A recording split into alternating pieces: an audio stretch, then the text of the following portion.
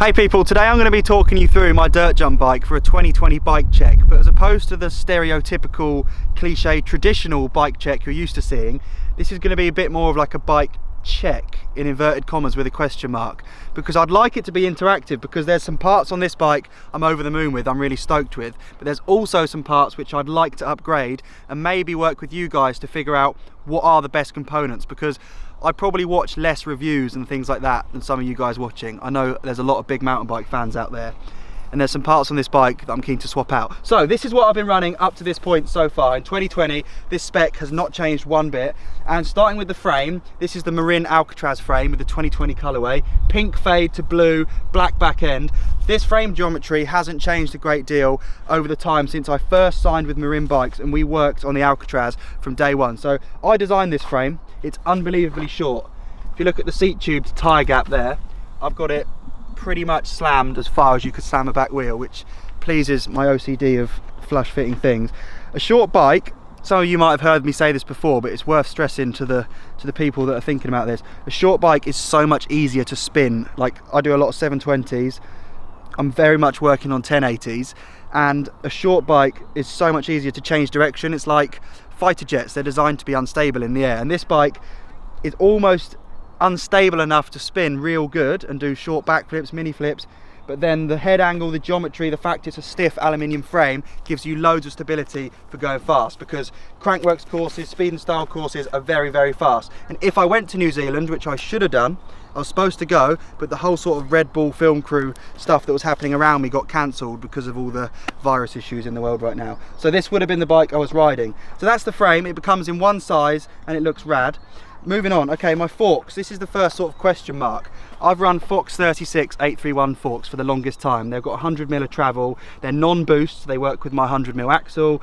They're super stiff. They're quite light for a chunky dirt jump fork, but I no longer ride for Fox, and that leaves this awesome sort of gap to open up suspension as a whole category where I could look to upgrade. And you might think Fox is near the upper end of the spectrum, but I've been talking to Öhlins suspension quite a lot because they hooked me up with some really trick stuff for my dream trail bike, and there's a chance that we can make a boost trail fork work on a dirt jump bike, 80 or 100mm, which would be very, very cool. Öhlins are about as factory as it gets. I think they've trumped Fox in terms of factory because they make the coolest race bike suspension ever, and Loic Bruni seems to win every world championship on it. So that's suspension, big question mark. Comments I expect to start filling out now. What can you do with a dirt jump fork? Right, wheels. I've ridden for Halo wheels for 11 years. Most of you will know that, but if you don't, Halo are a very, very British heritage wheel brand, and the Chaos wheel set, which is here, these come with, I've got red stickers on the front, but you can actually swap those out with any colour you want. Blue, orange, pink, green, it's really cool. You can swap them out. They're a really stiff rim. This is obviously 26 inch, and my front hub is called the wide boy hub. It's got no brake tab, so you actually can't fit a front brake to that hub, which allows you to have a wider hub because you don't need the space. And a wider hub is a bigger triangle, and triangles are really strong, which is why they build bridges and things like that. Triangles, they're a very, very, very strong geometric shape, and putting a wider one in a wheel adds rigidity. Rigidity means a stiff bike means more tricks. Back wheel is the same. I've got a single speed conversion here, so you can now get a Halo single speed super drive hub. Super drive means this, means it sounds like that. Sounds like you've upset a hornet's nest. It sounds sick, and you can get that noise on a single speed hub. It's called the SSMT, I think. You have to check that on the Halo Wheels website. It sounds unreal. There's 120 points of engagement around that wheel, which is 1 every 3 degrees, which is why it sounds that cool. And it means you can get your feet exactly how you want them if you're in a start gate. It means you can get on the power earlier if you come out of a corner. And when you're riding trails, I feel like I'm stood on a more stable platform. It's really, really cool. And I haven't put the decals on the back rim yet, which is a shame, but I'll probably go for blue to match the frame. I'll talk about that sick decal kit soon in a bit, but it does sound very, very cool. 26 inch obviously. Tyres on those rims, I ride for Continental now, and it's been really cool because before I rode Maxxis tyres, and I usually run the same front and rear, and Continental has got a very, very wide range of tyres. Each tyre comes in different widths, different profiles, different like TPIs, which is threads per square inch or something, I think. Basically, these are the lightest ones you can get, and I've got the Speed King on the rear, which is 2.2 inches wide, which is cool, and a 2.2 on the front. That's the Race King. They're both black chili compound, which is the top end of the Continental rubber range.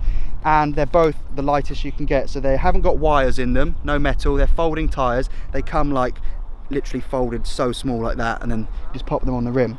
Now, I was tubeless because my whole goal when I built this bike was to make it really light and get it under 10 kilos, which I did before I added the frame protection. That put it over by a couple of grams, and the tyres has made a massive difference for that.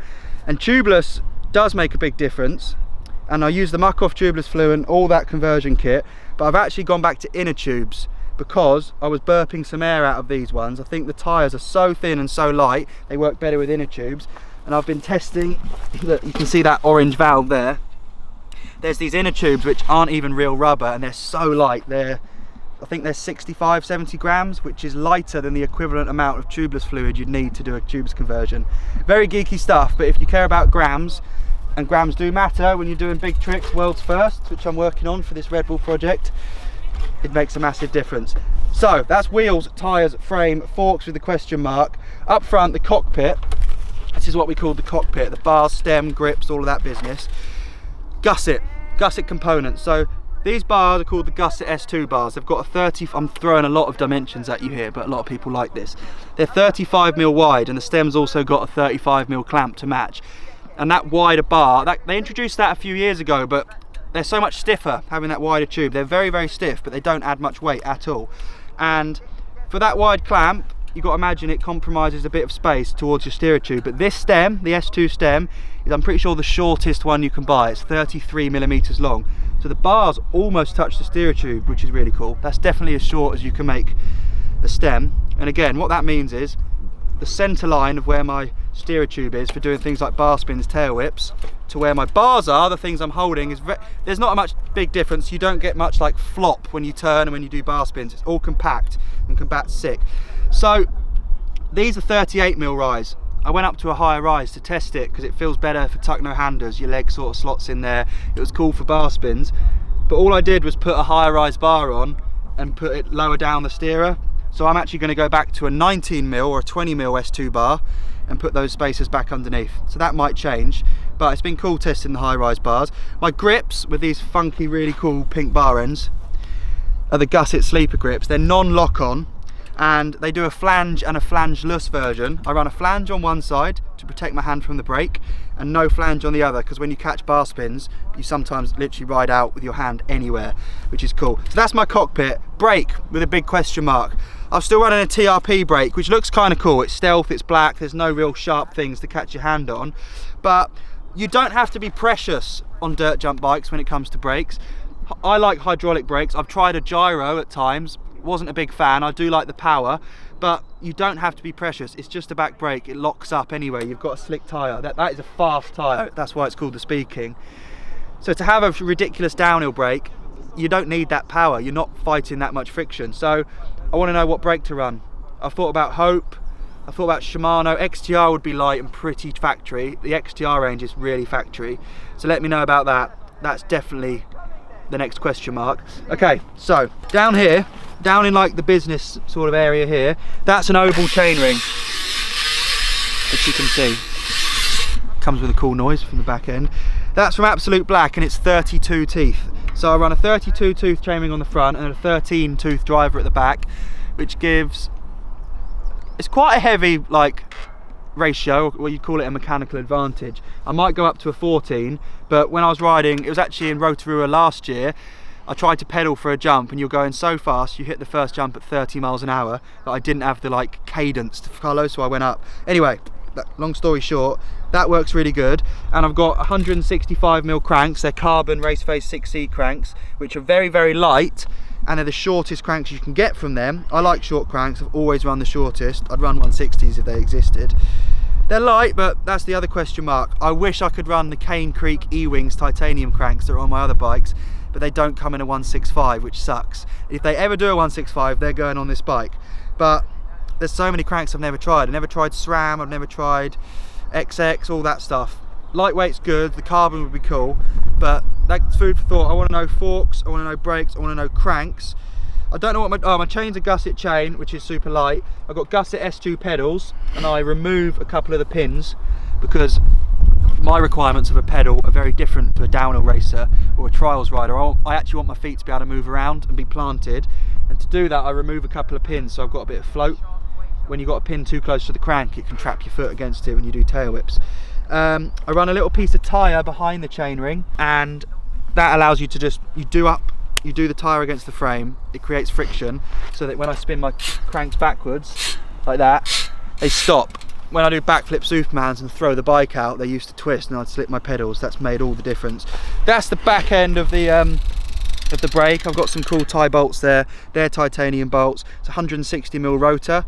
140mm rotor would be a good way to save weight. But then you do notice your brake gets really hot really fast and fades on slopestyle courses. What else? My saddle was a signature saddle made for this frame to match perfectly. The only thing is the colour fade goes from pink to blue that way, whereas the frame goes that way, which is quite funny, but I almost prefer it. And it's quite a unique pivotal saddle, where usually you do up the bolt from the top through the saddle, whereas this one you have to do it up through the seat post, so it cleans it all up. You don't have to put there's no hole in it basically, and it's got these grippy pads which we designed into the S2 saddle for like clamping it for bar spins. Pivotal seat, I think that's a 27.2mm seat post. You use a shim to build out to a 30.9 seat tube diameter, and then this fancy dyed bro kit, which I got from the guys at Brink at the bike shop there. They've got the biggest range of dyed bro kits, and you literally take out the packaging, clean your bike and stick it on, and you can, it's like tattoos for bikes, you can make them look incredible. And I think I'm due a change.